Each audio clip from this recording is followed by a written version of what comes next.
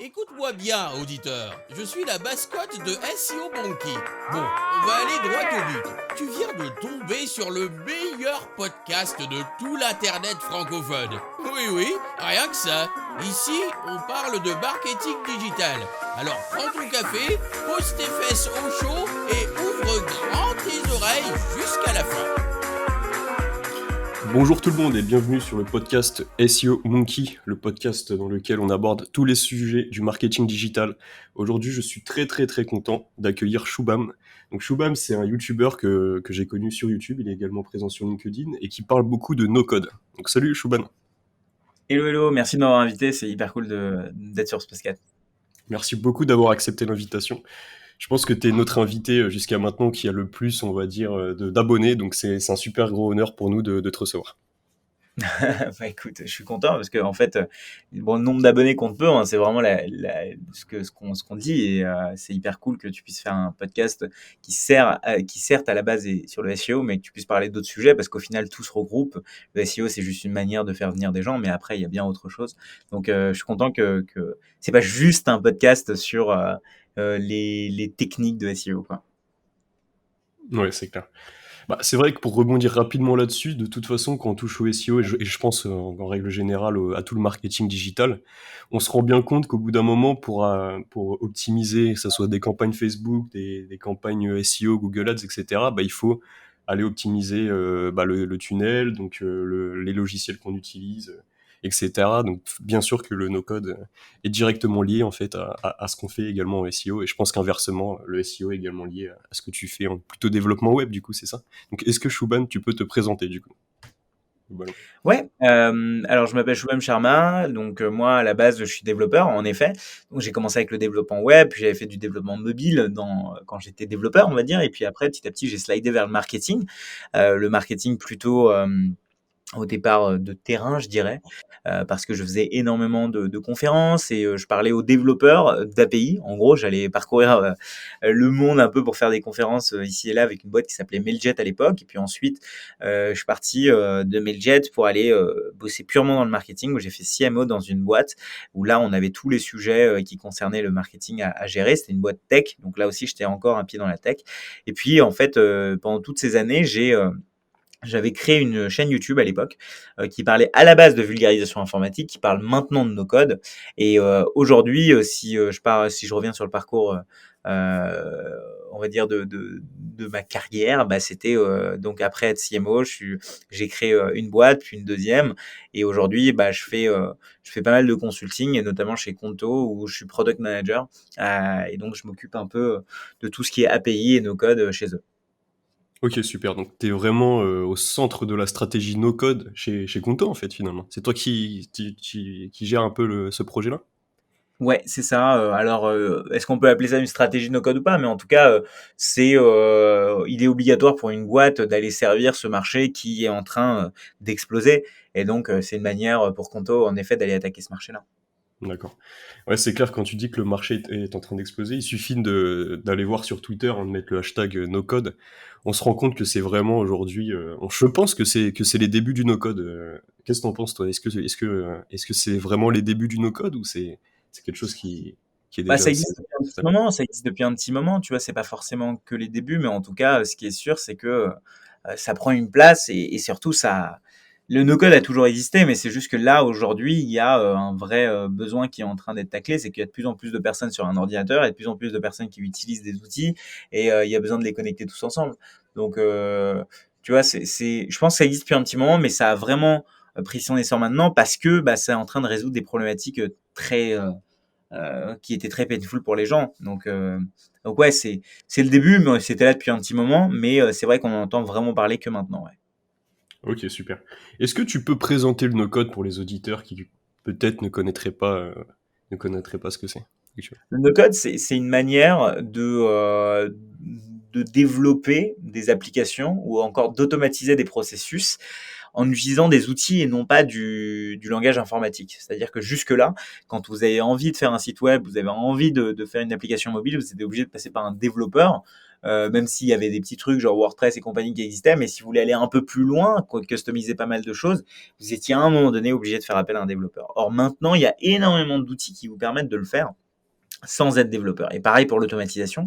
Si vous vouliez faire un script qui, dès que vous receviez un email avec une pièce jointe dans lequel il y avait marqué facture et que vous voulez la mettre dans un Google Sheet et en plus vous voulez l'envoyer à votre comptable, bah ça vous pouvez le faire aujourd'hui sans ligne de code, alors qu'avant, il fallait missionner un développeur pendant une journée pour le faire et ça vous coûtait 4 fois plus cher. Ok, donc tu parles aussi d'automatisation. Finalement, le no-code, ça touche à plein de secteurs différents. J'en cite quelques-uns, tu me dis si tu en as d'autres qui te viennent en tête. Donc la création de sites internet, de landing page, l'automatisation dont tu viens de nous parler, et même aujourd'hui la création des logiciels SaaS. Je pense que c'était un peu les derniers, on va dire les dernières choses qui restaient encore uniquement. Enfin, on était obligé de savoir coder, je pense, jusqu'à il y a peu, pour pouvoir créer vraiment des logiciels. Et aujourd'hui, même avec des no-code comme Bubble, je crois qu'il est possible de faire des SaaS. En fait, on Ouais, peut. Ouais. ouais, exactement. En effet, on n'a pas oublié, il y a vraiment tout qui est faisable. En fait, tout ce qu'on utilise aujourd'hui sur l'ordi est faisable. Ah, si ce n'est, c'est pas possible de créer un macOS ou un Windows en no-code. Mais sinon, tout le reste, c'est possible. En partant d'un site web à l'appli mobile, jusqu'au script, tout est vraiment possible. C'est juste que, voilà, vous serez obligé d'utiliser des outils pour ça et pas du langage informatique. D'accord, ok. Ça marche. Je t'ai beaucoup écouté sur YouTube et j'ai vu que souvent le no-code, tu l'associes également à des MVP. C'est-à-dire que c'est vraiment la chose, je pense que tu vas nous en reparler, mais que tu mets en avant pour A/B tester des projets, etc. Parce que justement, il y a pas, ça nécessite beaucoup moins de temps que de venir coder from scratch une application. Est-ce que aujourd'hui, tu penses qu'on peut quand même scaler en no-code? Et également, je rebondis, est-ce que tu peux aussi expliquer pourquoi tu recommandes le no-code pour des MVP? Ouais, bah en fait, le sujet des MVP vient du fait qu'on a tous des idées d'application, qu'on a tous des idées d'automatisation, de nouveaux sites web, de nouveaux concepts, et c'est génial. Mais le problème avec ça, c'est que souvent, pour pouvoir tester notre idée, bah, il y a un besoin de dev, il y a un besoin de pouvoir créer quoi que ce soit, une appli ou quoi que ce soit pour tester l'idée. Et sauf qu'aujourd'hui, en fait, ça, eh bien, enfin, avant, pardon, c'était assez coûteux de le faire. C'est-à-dire qu'on devait soit s'associer avec un CTO, soit lever des fonds, soit dépenser énormément son argent. Et pour créer ne serait-ce qu'un MVP, donc en fait une version du produit qui puisse nous permettre de valider tout ça, et ben ça aujourd'hui c'est possible grâce au no-code de pas passer par tout ça, de pas passer par du dev, etc. Et ça c'est vraiment top en fait. Ça c'est vraiment top parce que ça vous évite de dépenser énormément d'argent pour juste valider votre idée. En sachant qu'une idée, c'est juste une idée, et ce qui fait qu'une idée fonctionne, c'est l'exécution. Et le fait de la valider facilement, rapidement, ça nous permet de savoir si on est prêt à investir plus dessus avant d'aller tête baissée dedans, quoi. Et donc, comment est-ce qu'on fait pour valider cette idée? On crée une landing page, on commence à avoir des adresses email. On valide si c'est des adresses email, on leur parle à ces personnes-là, on valide que elles sont bien légitimes par rapport à ce qu'on avait vu en termes de cible. Et puis une fois que c'est bon, on peut soit rester sur le logiciel no-code ou soit partir ailleurs sur un autre avec un autre développeur qui nous code notre application. Et donc sur la question de est-ce qu'on peut scaler ou pas avec du logiciel no-code, en fait ouais, la question c'est est-ce que vous pouvez recréer un Facebook demain? Évidemment si vous commencez à avoir autant en fait de trafic, etc., vous aurez l'argent pour pour payer quelqu'un pour qu'il vous gère le serveur, pour qu'il vous recode l'application, etc. Donc en fait c'est comme se demander je sais pas, par exemple si on commence à par exemple si on est amateur de foot et qu'on achète une paire de baskets moyenne gamme à je sais pas 100 euros, et on demande ouais mais attends, est-ce qu'elle pourra tenir 300 entraînements dans l'année, parce que moi je vise le haut niveau. Et en fait le truc c'est que aujourd'hui c'est ta première paire de baskets. Donc en fait c'est ça, c'est la même question que de savoir est-ce que ça peut scaler ou pas, parce qu'en fait aujourd'hui c'est pas validé votre idée. Donc commençons par la paire de baskets de 100 euros, et puis vous verrez que déjà au 100e entraînement vous en aurez marre et que vous voudrez passer à autre chose. D'accord, ok. Donc en tout cas, ouais, c'est clair, tu recommandes à fond le no-code. Globalement, en termes de coût, créer un projet, on va dire, en no-code, ça s'estime à combien? Bah, en fait, tout dépend si vous le faites vous-même ou si vous passez par quelqu'un. Si vous passez par quelqu'un, ça coûtera moins cher. Pardon, si vous faites vous-même, évidemment, pardon, ça coûtera moins cher. Mais si vous passez par quelqu'un, bah, ça coûtera toujours plus cher. Mais toujours moins cher que le code, en fait. Parce qu'un développeur, par jour, c'est en moyenne 600-700 euros. Alors qu'un no-codeur, bah, ça sera aujourd'hui moins cher. Euh, et en fait, si vous le faites vous-même, c'est-à-dire que vous mettez la main à la pâte et vous pouvez vous-même apprendre par ça. Donc là, il restera juste le prix des logiciels qui, eux, bah, sont des SaaS. Donc ça veut dire qu'ils vous prennent ça par mois. Donc ça peut aller vraiment de 20 euros jusqu'à 100 euros par mois, si ce n'est gratuit au début, parce que si c'est un logiciel qui a du freemium, bah, c'est tout gagné, quoi. Ok. J'imagine aussi que les no-codeurs sont moins chers, non pas forcément la journée, mais surtout un projet à créer en no-code. J'imagine que c'est beaucoup, beaucoup plus rapide qu'un projet à coder from scratch. Bah oui, parce que en fait, quand on fait un projet, on réutilise toujours des choses, en fait. Le système de notification, le système de login, le système de mot de passe, le système de onboarding, etc. Donc, en fait, évidemment, si vous passez par un logiciel no code, lui, il aura tous ses templates de déjà tout fait, en fait. Donc, ça ira beaucoup plus vite, en effet. Ouais. Ok. En parlant de plateforme, quelle plateforme tu nous conseillerais, si les auditeurs veulent se mettre au no-code, pour créer une landing page, et créer un site internet globalement?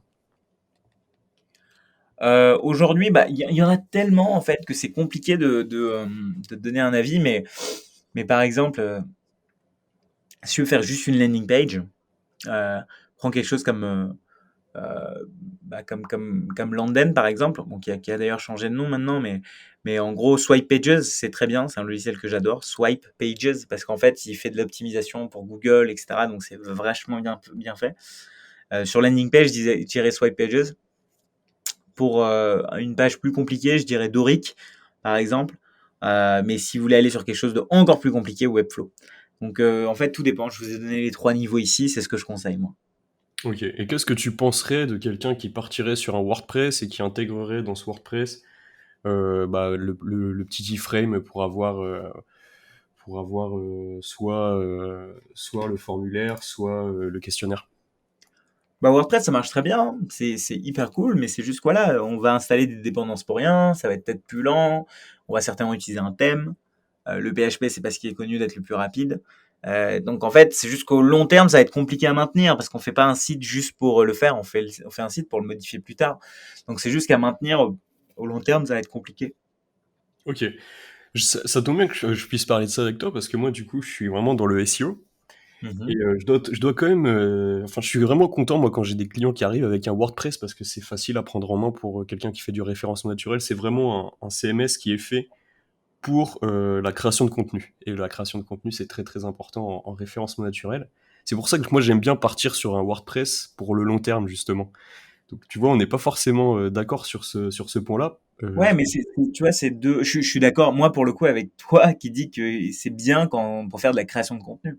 Mais moi, tu vois, nous, on parlait de landing page, qui est pas la même chose. Tu vois, qui est une landing page. C'est une page sur lesquelles les gens vont tomber. C'est pas forcément un article de blog. Tu vois. Mhm. Euh, et en fait, le truc, c'est que la landing page, le but, c'est de faire comprendre aux users au plus facilement possible bah, qu'est-ce qu'on lui offre et le but c'est de convertir cette personne, tu vois. Et en fait, la création de contenu, bah, faut un nombre de mots, tu vois, faut analyser en SEO, etc. Et là, en fait, WordPress marche très bien, surtout si on le connaît, surtout s'il y a un thème qui est bien, etc. Donc en fait, moi, je suis assez d'accord que WordPress pour toutes les personnes qui font du SEO, c'est plutôt cool. Maintenant, quand une personne veut valider son idée, elle commence certainement pas par le SEO. Ouais, tout à fait. Oui, c'est bon, je comprends ta vision. Pour vraiment A/B tester, avoir un formulaire efficace. Donc, en fait, le tunnel, c'est pas du tout du référencement naturel. J'imagine soit c'est de l'ADS, soit c'est enfin, du réseau social. T'envoies un Ouais, c'est maximum ça. de trafic vers ce formulaire et c'est là que tu as tes datas pour ensuite éventuellement partir sur un projet plus long-termiste. C'est ça, ouais, exactement. Par contre, si tu vois, si tu commences par un WordPress, et il n'y a pas de problème à ça, moi je l'ai fait en fait, quand je faisais du freelance, je faisais principalement avant du Joomla et puis après du WordPress. Mais tu vois, faut partir d'un thème toujours, mais tu as une chance sur deux que le thème soit pas opti. Tous les thèmes qui se vendent sur ThemeForest et compagnie, si tu fais juste gaffe au côté style du thème, il se peut que ce soit des thèmes qui soient pas totalement optimisés pour la rapidité, pour le responsiveness, etc. Et donc en fait, tu peux très vite partir dans des choses où tu as mis beaucoup de temps à configurer, et puis en fait, tu te rends compte que c'est pas forcément idéal. Donc là, il faut que tu te remettes à toucher du PHP. Et là, c'est dur. C'est clair. Quelle plateforme tu nous conseillerais plutôt pour faire tout ce qui est gestion de projet? Je sais que tu parles pas mal de Notion. Ouais, Notion est un outil superbe qui peut s'adapter à énormément de use cases. Moi, j'utilise Notion, je conseille Notion. J'ai aucune affiliation avec eux, mais je trouve que c'est un outil qui est vraiment génial. Il permet en fait énormément de personnaliser notre utilisation de la gestion de projet. Il permet de créer des templates, il permet de créer pas mal de configurations déjà préfaites, mais le vrai usage pour moi, c'est que en fait, il évolue en même temps que la boîte, contrairement aux autres outils qu'on peut utiliser qui sont déjà là. En fait, c'est que à un moment donné, on va être limité par l'outil, et on va essayer de trouver des workarounds un peu pour essayer de passer par à côté, pour essayer de faire ce qu'on veut faire. Or, moi, je considère que toute boîte évolue, que nos process évoluent, que le premier process qu'on a défini, si on commence, va certainement pas être celui qu'on va utiliser dans 3 mois. Donc Notion, c'est pour ça que c'est un outil super, parce qu'il s'adapte à vous. Ok.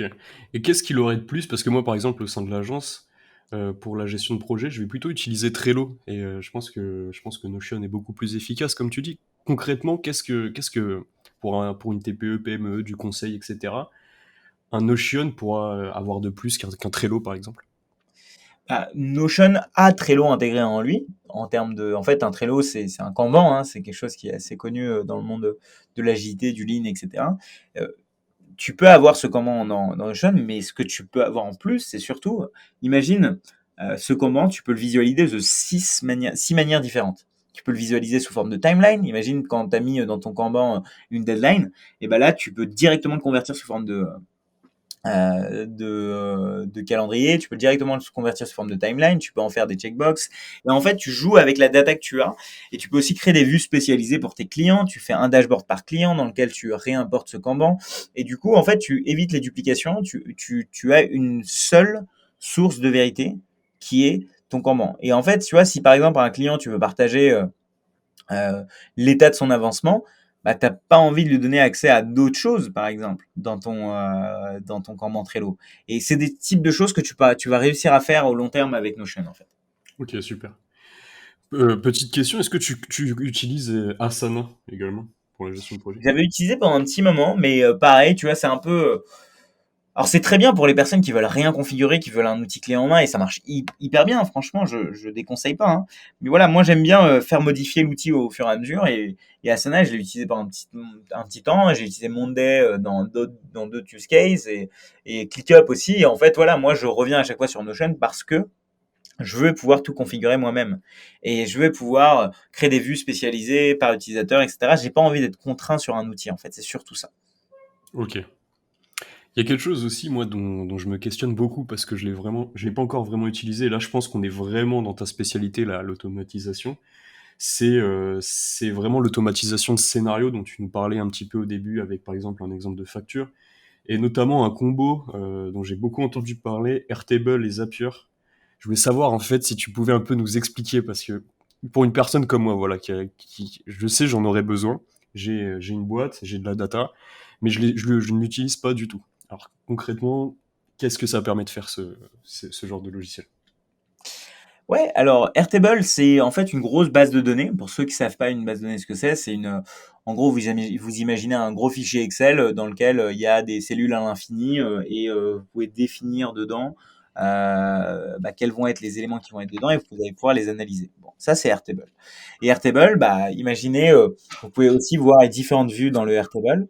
Et vous pouvez en faire un logiciel de facturation, vous pouvez en faire un logiciel pour faire des devis, votre CRM, vous pouvez en faire beaucoup de choses. C'est un peu un des concurrents à Notion sous un certain angle. Mais bon.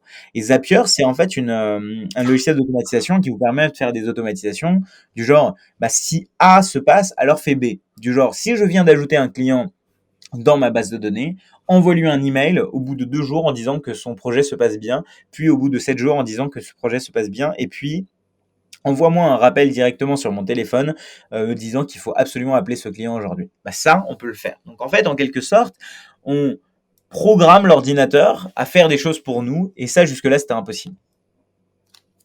Ok, je pense que c'est vraiment presque infini tout ce qu'on peut faire avec ce genre d'outil. Ouais, c'est assez infini, c'est assez fou, ouais. Et puis c'est assez fou. Je pense que vraiment, enfin quand au début je disais qu'on était au début de l'automatisation, tout ça, ça me paraît.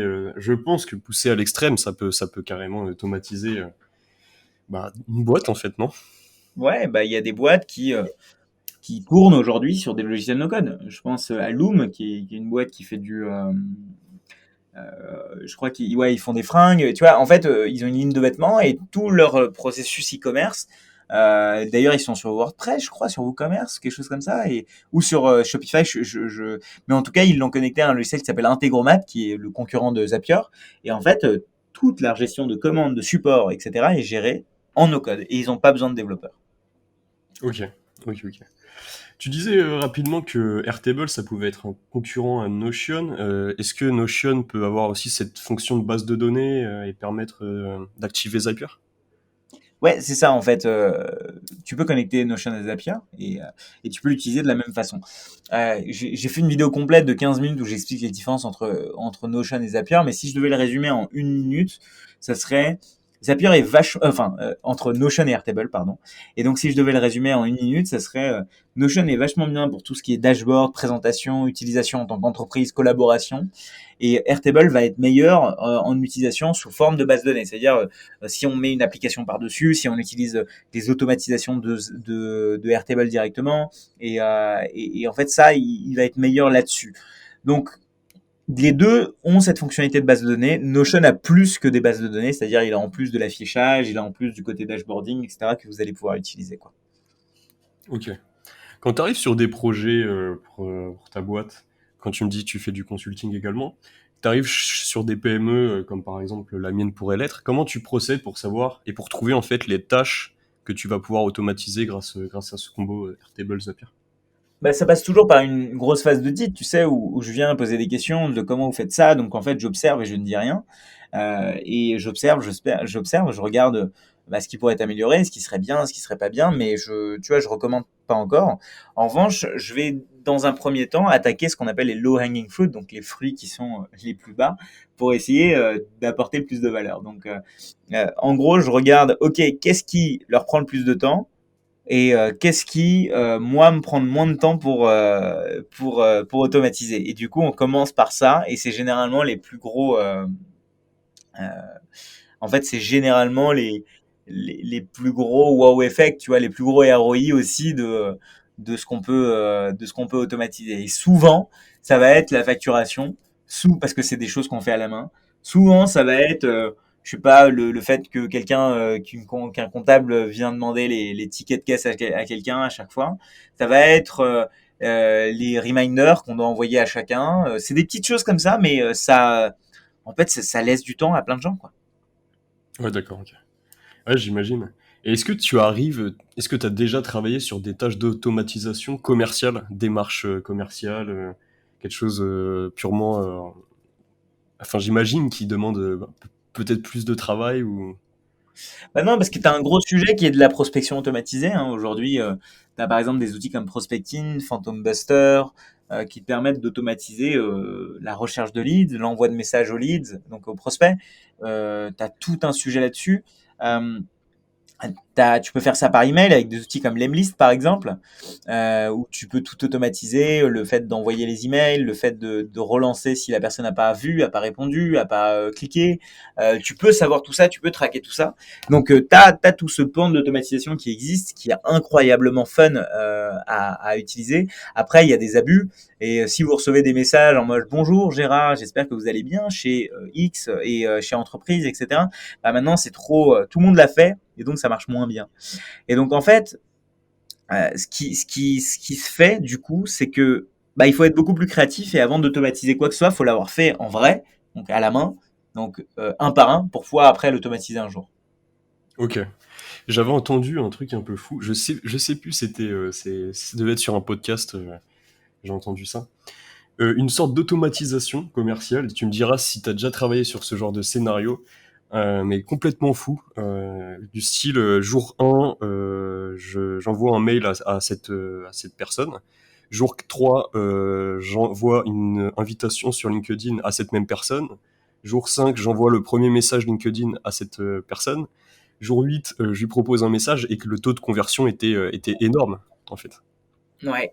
Ouais, bah ça marche super bien. Et là, il y a des outils qui permettent de faire de la prospection multicanal. Du coup, en faisant du Twitter, du email, du LinkedIn. Les premiers, là, c'était la grosse machine. Ça marchait très bien. Ils faisaient ça, franchement, hyper bien. Et du coup, ils avaient des scénarios. Je crois que Lemlist, maintenant, permet de faire du multicanal aussi. Donc c'est les deux logiciels que je conseillerais et ils ont des templates déjà faits en fait. Ça c'est génial. Donc ils ont des templates de choses qui marchent assez bien, qui sont déjà faits et ça c'est vraiment le top quoi. Ok. Du coup, toi, recommandes quand même des logiciels SaaS, hein, genre Lemlist, grosse machine, plutôt que de passer là par du Notion ou du Airtable Zapper pour ce genre de scénario.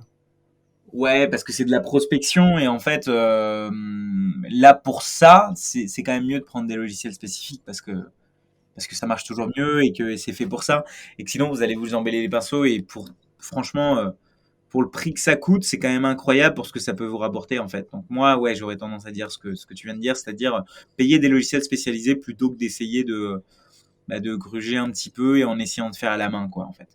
Ok. Hyper intéressant tout ce que tu nous dis et que tu apportes, je pense, à beaucoup d'auditeurs, beaucoup de valeur parce qu'en fait, c'est des sujets qu'on entend parler, le no-code, etc. Et là, c'est très. Là, on rentre vraiment dans la pratique, ce qu'on peut faire avec. Et je pense que le fait de se renseigner un petit peu, voire de passer par des no-codeurs pour lancer des beaux projets, peut avoir de belles conséquences Ouais, sur une boîte. je pense qu'il faut être concret parce que sinon on reste dans le, tu sais, dans le oh, tu peux faire ci, tu peux faire ça avec, alors qu'en fait le fait de mettre des noms de logiciels devant, de voir si c'est possible ou pas, ça nous permet de nous projeter et de se dire ok, je sais ce que je vais faire maintenant, tu vois. Ouais, avoir vraiment des projets bien définis. Bah, c'est super, du coup, ça rentre sur. Enfin, ça fait comment on dit, le, le pont, on va dire, au dernier sujet qu'on va aborder.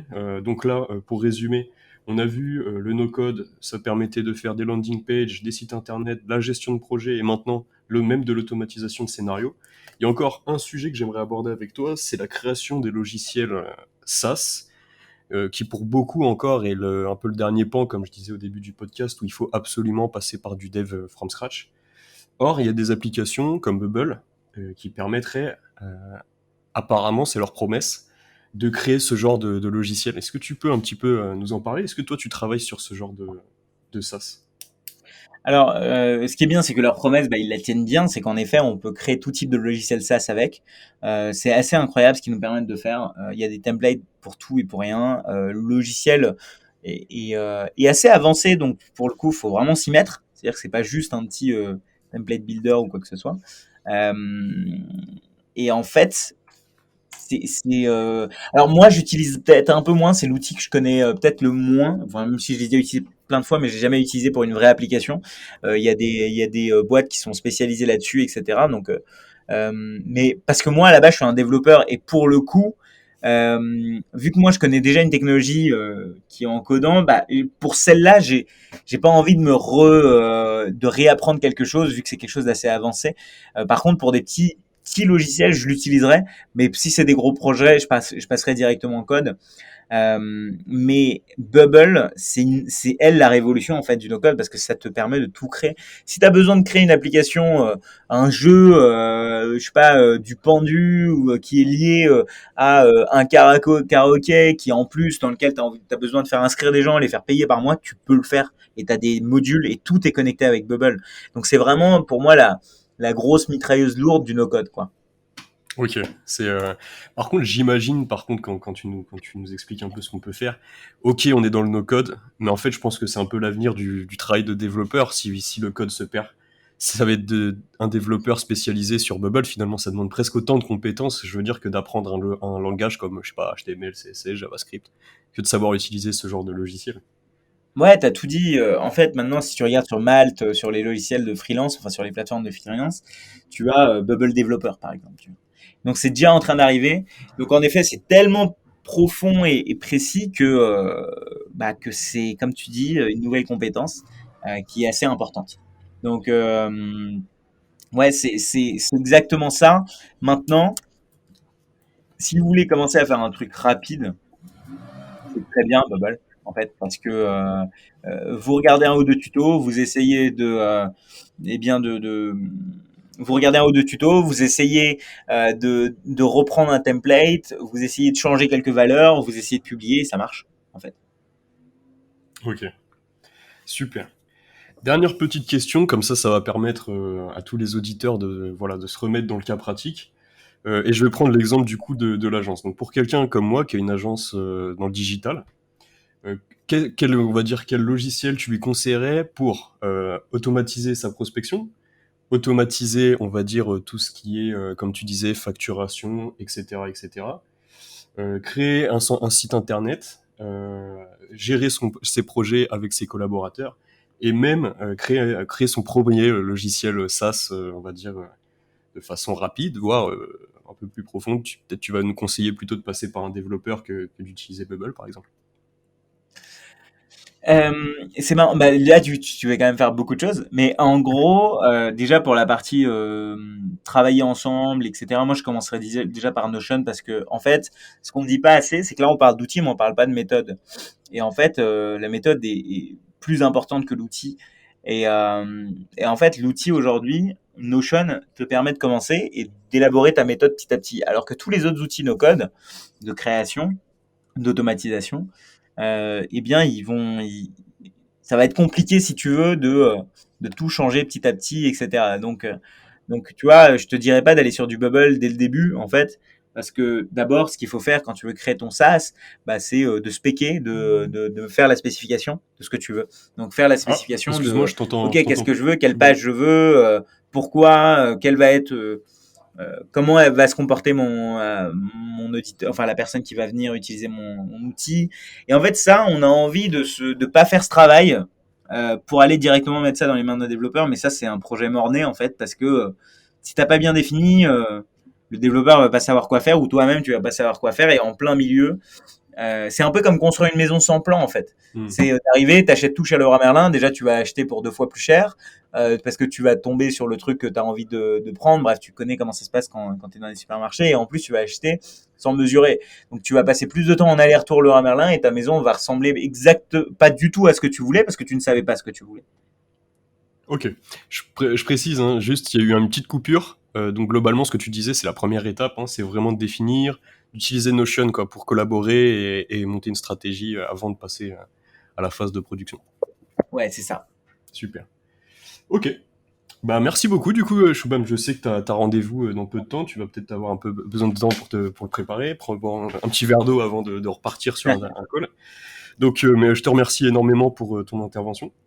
Bah écoute, merci beaucoup. Je suis content d'avoir parlé de ces sujets parce que c'est vrai que, en fait, moi je vis dedans et j'ai l'impression que tu vois, c'est quelque chose d'assez basique, mais en fait, de plus en plus, je réalise après le Covid et en parlant avec des gens que, en fait, c'est que la moindre erreur de choix ou d'architecturage ou de méthode qu'on peut faire peut nous coûter derrière. Donc c'est bien d'avoir un avis extérieur sur ce qui peut être utile, pas utile. Et justement, la chaîne YouTube que je suis en train de créer a ce but, c'est faire en sorte que les entrepreneurs ou toute personne qui veulent créer quoi que ce soit sur Internet ait un avis éclairé sur tous les outils, sur toutes les méthodes, sur la manière de faire, de tout ce qui sort en termes d'outils, parce que c'est incroyable le nombre d'outils no-code qui sortent par jour, en fait. Donc, content d'avoir parlé de ça avec toi, Antoine, merci beaucoup. Super. Donc pour retrouver sur Shubham sur sa chaîne YouTube, c'est Shubham Sharma. C'est bien ça, du coup, tu l'as renommé. Ouais, Shubham Sharma, vous essayez de l'écrire comme vous voulez, mais c'est S-H-U-B-H-A-M, Sharma, S-H-A-R-M-A, ou sinon vous tapez No Code sur YouTube et vous me trouverez, il y a plusieurs vidéos à moi. Et voilà. Bon bah du coup, je te dis peut-être à une prochaine fois. Ouais, Pour merci beaucoup. discuter marketing digital, no code, etc. Et puis je te souhaite une très bonne journée. À toi aussi, salut. Ciao. Salut, c'est encore moi.